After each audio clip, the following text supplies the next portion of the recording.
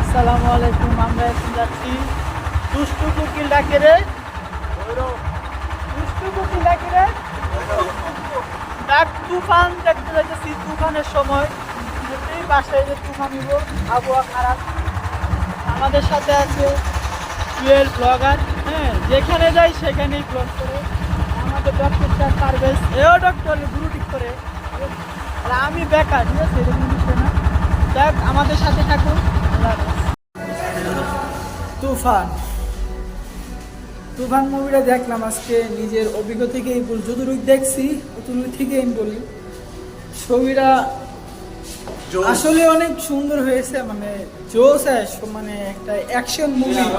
বাঙালি যে মানে আমাদের বাংলাদেশি মুভি করছে, সত্যি মানে অসাধারণ একটা মুভি। এটা পার্ট 2 এর জন্য আমরা অপেক্ষা থাকবো। যেমন KGF চ্যাপ্টার 1 দেখে যেমন দর্শকটা ফিদা হয়ে যায়, আর আমরা চ্যাপ্টার 2 তুফান এটার জন্য অপেক্ষা থাকলাম। আর পারভেজ মুশারফ যদি কিছু বলো বাংলা সিনেমার মধ্যে এত সুন্দর সিনেমা আগে কখনো হয় না, এটা বেস্ট। আচ্ছা জুয়েল, যদি তুফান মুভি থেকে দেখে আজকে অনুভূতিটা।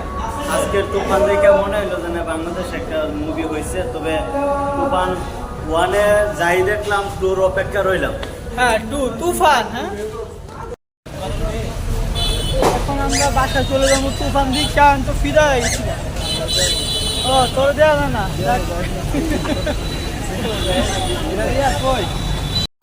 ফাইনালি তুফান মুভি দেখে অনেক ভালো লাগলো। মুভি শেষ করে এখন বাসার উদ্দেশ্যে রওনা দিলাম। সাথে আছে ইয়াকুব ভাই, পিছনে জাহিদ কাকা, পারভেজ, জুয়েল, এই বরিশাল